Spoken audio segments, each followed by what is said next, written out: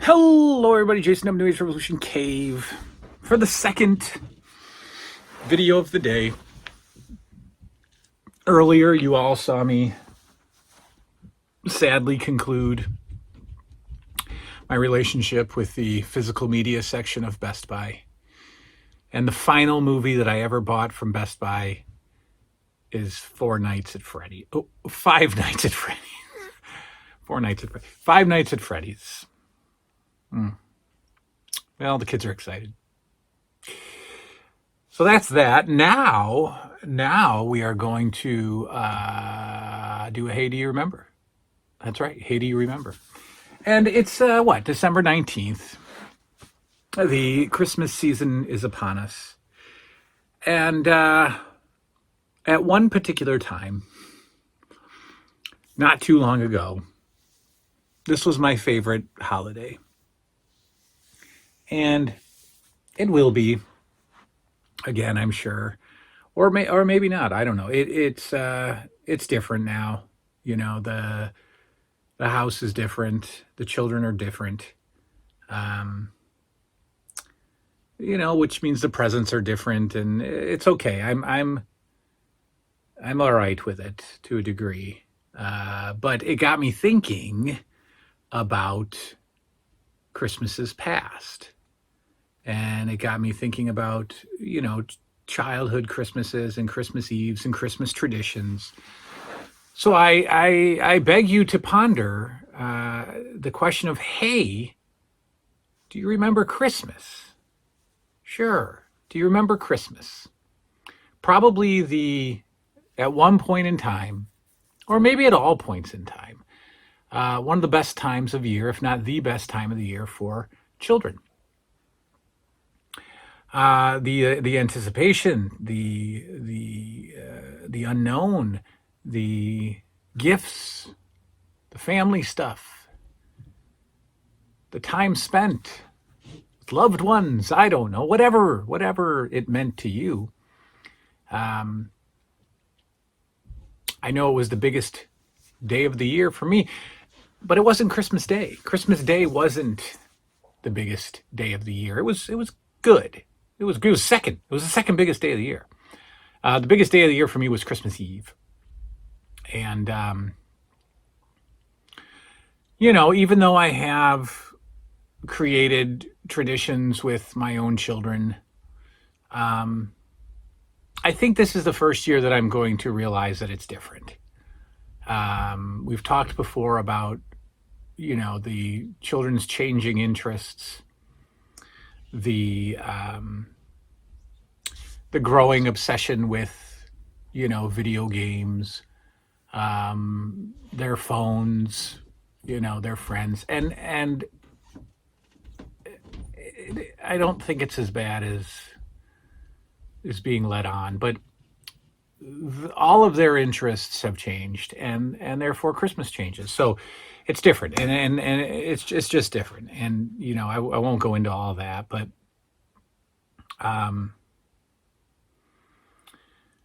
even with good time, even in the past 10 years, modern Christmases, my Christmases as an adult, and even my Christmases as a father, never compared to Christmases of youth. They just didn't. Whether it's the family dynamics, whether it's the past family members who aren't here anymore, whether it's just aging in general. It's even the joys of being a father during Christmas, the joys of providing, never quite measured up to Christmases of the past. But that's what this channel is all about, right? Christmas Eve was huge for me. I've told it before. I've talked about it before. Christmas Eve was always at my grandparents', and I didn't start living with them until I was about 15. So Christmas Eve, as early as I can remember, I don't remember a Christmas Eve anywhere other than my grandparents' house. But we would, the anticipation for that day would begin probably in November, I don't know. And it would just build and it would build and it would build. And Christmas Eve, we would wake up and, immediately prepare to go to my grandparents. And I think we'd get there mid-afternoon maybe. And my grandma, they'd always they obviously had a tree up and decorations. And they did things differently than my mom did. I think they did things better. I think I've already covered that. So my grandma's house, at the time we were always living in apartments and stuff, or my mom rented houses. They were never really ours. So my grandma's house that they lived in forever was always very decorated and very comfortable and warm, physically warm, and then just emotionally warm. And we knew what was in store. We knew how fun that night was going to be.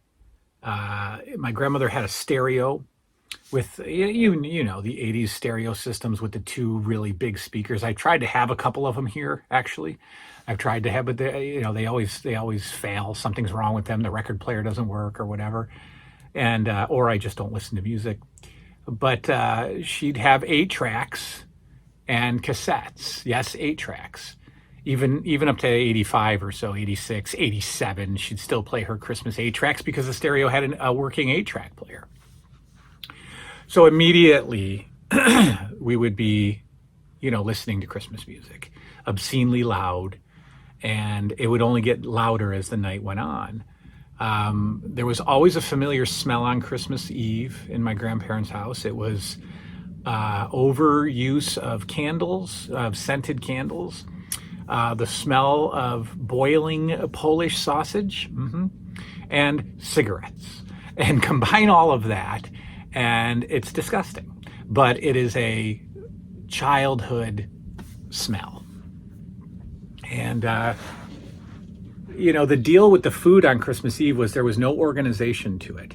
And my grandmother was not from anywhere, heritage-wise, so we didn't have a German Christmas. We didn't have an Italian Christmas. We had regular people that don't have any connection to any kind of ethnicity. I don't know where I'm from, right? My grandfather was Polish, but he's not my biological grandfather. So my grandmother would go to Buffalo and get him fresh Polish sausage. And that's what she would make. And you boiled it all day. You boiled it all day. And I just remember the smell of that house with this boiling sausage in this big pot with all of this fat and foam coming to the top of the water. And it sounds awful, but it's really good. On a nice hard roll with mustard or horseradish, it's really good. Really good. But we didn't have like pasta. We didn't have any ethnic food because we didn't identify as anything. So we had the Polish sausage. She would make a macaroni salad with tuna and egg. She would make some kind of a macaroni and sauce. Something. She would make. So then there'd be a sandwich tray. There would be a cold cut tray, and rolls that she always would call fresh rolls. I got fresh rolls for you. Go grab one of the fresh rolls. Make your sandwich on fresh rolls. It'll be good. So we would have sandwiches on fresh rolls, and then like bags of chips and and not when I say an olive tray, I don't mean like anything fancy. It was literally a can of black olives in a bowl. There was our olive tray, right? That my sisters and I would put on our fingers and just walk around with olives on our fingers. Cheese and crackers, that was always a thing of my grandmother's. That's how she would host a very fancy dinner party, with cheese and crackers and some summer sausage or something cut up. And Pepsis, and the beers were flowing amongst the adults. The cigarettes were being chomped on. And it was the greatest dinner I've ever had up to this day. There was one thing that was always a tradition, and I still do it this year, cocktail weenies in barbecue sauce. She would just cook them on the stove, and we'd get toothpicks, and we would just we'd eat the cocktail weenies. I still do that today. Christmas Eve is cocktail weenies. It was the greatest dinner I've ever had in my life. It's a 5-star dinner. It is a $1 million dinner. And there'd be no organization, like I said. You'd just grab a plate, and you would walk around the house and eat, or sit down if you could find a chair. Most of us, me and my sisters, would go downstairs in the family room and watch TV while we ate. Christmas Story was on. There was always some Christmas special on, and we would just sit and eat. And again, the music would be blasting, and as the beers flowed, my mother and grandmother and sisters, they all got silly. Well, my sisters weren't drinking at the time. They were 10 and 11. They were 10. So a couple more years until they started getting hammered. But they danced to like Christmas music, and it was fun. And my grandmother would sing, and she would. So we would play the Feliz Navidad, right? But my grandmother was a moron, and she would get the words wrong. So she would sing Feliz Moppy Dop, and then she'd laugh hysterically. 3 Jenny lights in, she would laugh hysterically that she was getting the words wrong. Feliz Moppy Dop. And I will always remember that. And when the song comes on in the car, I still sing it as Feliz Moppy Dop. So, and my grandfather would just sit downstairs by himself in the family room and watch TV. Again, beer after beer, cigarette after cigarette, and he would have nothing to do with the madness that's going on upstairs. And occasionally he would just come up and be like, "What's going on up here? You guys are crazy. Keep it down." But he was having the time of his life too. And every year he would say, "This is good sausage." And it was the same sausage from the same store in Buffalo. Same, good sausage this year. Where'd you get it? Same place we got it last year. Good sausage. And yeah, and then on Christmas Eve we were always able to, when it was at my grandparents', we would always open our stockings, and we would open one present. And I think if they knew what was under the tree, like they'd kind of like shun us away from the good presents. So we'd all get like, a coloring book and crayons or something. If you grab the good presents, they'd be like, do another one. But it was the best. And I remember one year, I don't know why, I think it was 87. It was 87. 87, I got the big box of LJNs. And for whatever reason, we slept there that year. And I think my mom, I think we were in an apartment. And I think my mom was exceptionally broke that year. And I think my grandmother might have funded most of the Christmas that year. And maybe part of the deal was just have Christmas here. And that was like winning the emotional lottery, because we got to stay over. And I had to sleep on the couch. I remember having to sleep on the couch, and I slept on the couch in front of the Christmas tree and in front of all the presents, which was like insane for me as a 11-year-old.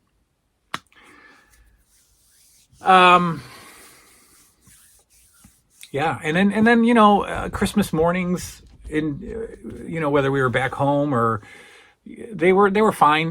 We would, my sisters and I would usually crash together. We would usually try to all cram into one room, one twin size bed or full size bed. And we always had a plan to stay up all night. We would eat snacks. And we would definitely take a look at the tree before morning. We would definitely look at the tree at about 3 a.m, whether it was just me alone or whether one of them would always come with me. The other one would always just be gone, just sleeping. But many Christmases, I would come out and look at the tree before. And this was during the time that presents were put out after you went to sleep. So, after Santa came, I would sneak out. Then there started to become a point in time when the presents were already there and sneaking out stopped.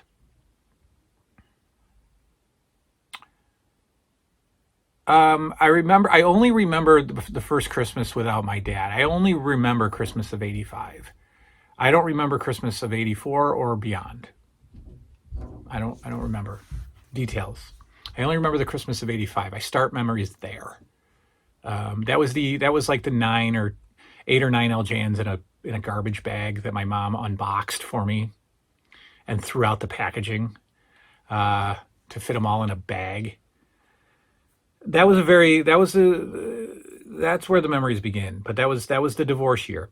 I was talking to a guy today in my office, a kid who's getting older and doesn't have a Christmas list and doesn't know what he wants and doesn't care, and he's not even sure he's going to wake up Christmas morning early. And then I started to think about when that happened to me, and it was around 19. I remember the Christmas of 18. It was 1994, and I have the video of it. So it's on VHS, and no, you're not going to see it. I look ridiculous. But I got up for that because we were all there. We all slept over again. I was already living there at my grandparents. But I don't remember Christmas of age 19. I don't remember Christmas of age 20. I don't remember Christmas of age 21. I have no memory of those Christmases. None. No memory. Um, I think Christmas of age 21, I think I was like horribly depressed over a breakup with a girl that I just kind of pouted the whole time. And I think my grandparents sensed that it was ending. My sisters were getting older and badder. Um, so, I remember one Christmas, I was like, I think it was the Christmas of age 21, where, they let my 19-year-old sister, drink, like they did some shots. Like my mom and my 19-year-old sister at the time drank shots of Goldschlager or something, and it got bad. My mom threw up, and my sister wanted to leave, and my grandpa's doing the whole "give me your keys" thing. You're not going anywhere, and it ended. It was over. It was over, and we never had another Christmas Eve at my grandparents' again as a family. Um, I think the children's mother and I had a couple of Christmas Eves with them, but it was a popover. We had other places to go, and my sisters were already in trouble. They were gone, so they weren't doing anything. My mom wasn't around, so it ended. It ended. It ended when I was 19. Christmas Eve. No, no. So I don't remember 19. 19 was, I think, the depressed year because of the breakup. I don't remember 20. 21 was the year that there was the big fight, and it was over. And that was it. That was it. And then when I had kids, it started to grow again. But they were never, nothing ever compares to Christmases of our youth. I don't care if you got a lot of presents. I don't care if you had a lot of money in your family or didn't. I didn't. I had multiple family members contributing. My grandparents funded a lot of our Christmases, um, and there were none better. And as many times as I've tried to recreate that magic, I create magic. I have created magic for the children, big things, fun things. Um, I don't know if they will have the same memories that I have of Christmas. I don't know if they will sit around and remember the Christmas of 2020 or the Christmas of 2018. Remember that Christmas of 2018 when I got blah blah blah? I don't think so. It's just different. I don't think they will sit around and have this the just the emotional connection to it that I did or that I do. I don't think they will. And it's not because I haven't tried to make it special. I just think it's a different time. It's a different era. Um, so yeah, that's that. Christmas Eve was the best. What say you? What was Christmas for you? Did you celebrate Christmas? Do you celebrate another tradition? Um, Memories, the good times. Were you able to recreate it as an adult? Were you able to recreate it with your own children if you have them? Or has the Christmases of the 80s been one of those things that can't be recreated, can't be brought back? The toys can't be brought back. The excitement can't be brought back. It can't be brought back. It's just gone. It's a special block of time that can't come back.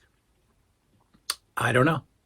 You tell me. Tomorrow we'll play some Nintendo games. We'll lighten it up and play some Nintendo games. I do have a Wrestling with the Past ready to go for you. More questions for the Power Hour are here. So, Christmas memories below. Good night now.